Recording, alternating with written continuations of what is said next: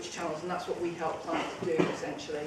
So making sure that we're ahead on the digital front meant we could not only own the media, which is what we always used to do, but the social media as well. So we're putting the same messages and the same personalities through all the channels that clients use to reach their audiences. And then back in 2012, because everybody was going on and on about the digital skills gap, there's a massive digital skills gap out there, certainly in coding, in digital marketing, in tech, in all sorts. And we thought, well, rather than joining the moaning, let's see if we can actually do something about it. So we started the Juice Academy, which is a digital marketing apprenticeship program. And it's not for profit, it's about creating quality roles for young people. When we first started it, it was only for school leavers, and we couldn't take grads.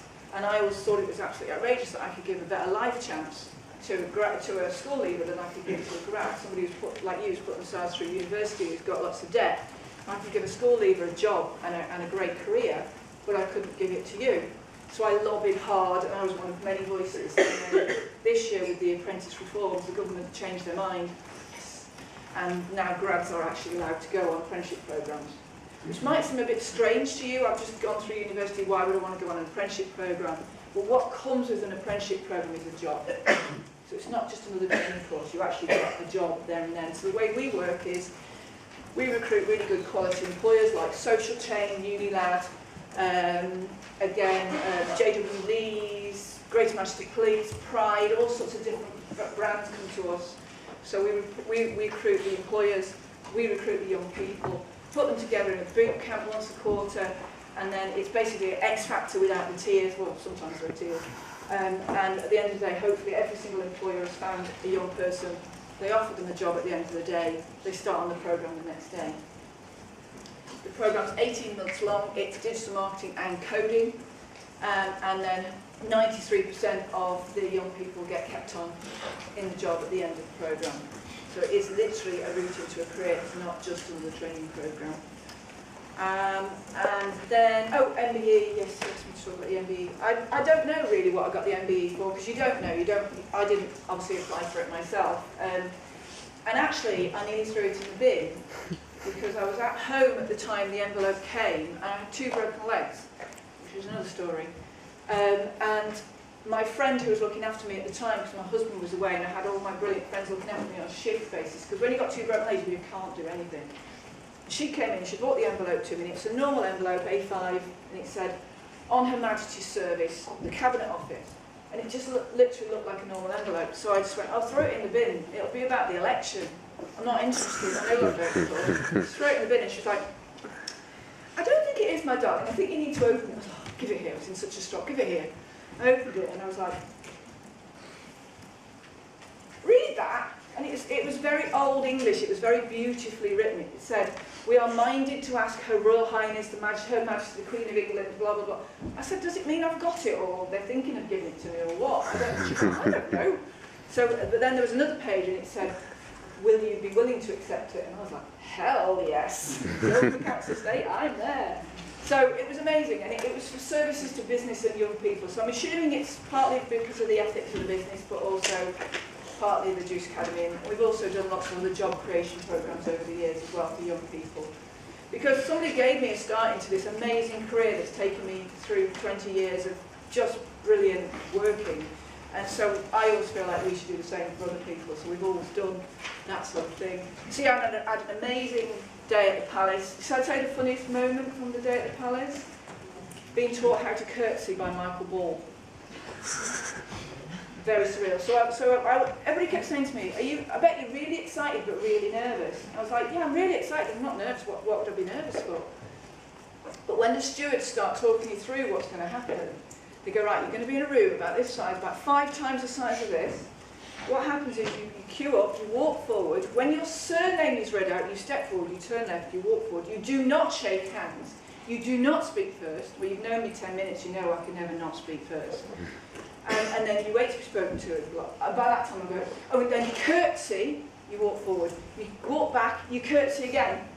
I'm like, oh my God. So I must have been saying, oh my God, I must have been hyperventilating or something. And I turned around and there's Michael Ball, and he went, what's the matter? I thought, It's all right for you. All you've got to do is bob your head. I've got to curtsy twice. And he went, well, don't you know how to curtsy? I was like, I know Big Telford. How the hell would I know how to curtsy? He was like, right, calm down. I'm going to teach you how to curtsy. So Michael Ball spent the next 20 minutes teaching me how to curtsy. How cool is that? It's like a surreal moment in your head going, Michael Ball's teaching me how to curtsy. Anyway, it was amazing. I had a great time. I met Charles, Prince Charles, which I was happy with because I really admire the work he does with young people. And then we had an afternoon tea. It was all very British. And a hat, obviously. First hat of my life. Yeah, so then we did the employee ownership earlier this year, which was a culmination of a promise, as I mentioned, I made 15 years ago.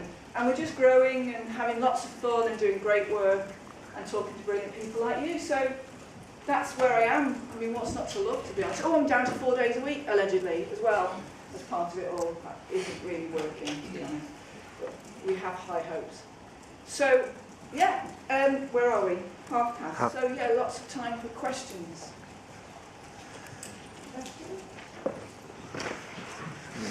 Why do you see that staff growing in the future then? I want to do, I will never ever retire. I couldn't imagine anything more boring than retire. It was amazing when people go, oh, I've got only 10 more years to retirement, how amazing.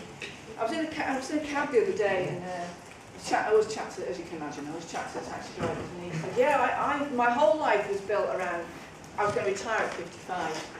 I've saved all my money and I was going to retire, and I got it and I did it, and on the day I was 55 I retired. I woke up next morning and went, what do I do now? And that's the point to me, what do you do then? You know, I went over to friends in Florida, they've got this amazing house in Florida, they've retired to this brilliant house in Florida. You go, wow, amazing. By Wednesday I was like, what are you focused on? What's your plan? What are you striving for? I just don't get it. So I think what I'm doing now, because I've gone down 4 days a week, I'm starting to think about the next me. I've just taken on my first non-exec role at a company called North Coders, which is a coding boot camp. So they're a brilliant young, they're only a year old, so I've hopefully gone in there to help them out on the business strategy front. And so that's my first non-exec role. I've just invested in a little app. So it's just more of, and what I hope it will be is I can pick and choose. I'm going to have lots of different things, because again I get bored. So having lots of different things, and some of them might be short term, some of them might be long term, but it's just a case of keep doing stuff. I don't ever want to retire, I just don't get that idea at all. For one thing, I'd be the size of a house because I'd be in the bush the whole time, so that would be a good idea. And is it like in your other life that inspired you to leave the way you are? Do you know what? It's a really bad thing to say, but it was more that it was just stuff going on, and as I say, getting bored. And I mean, my dad was amazing. My dad, when I was young, I danced very competitively, and we were always winning.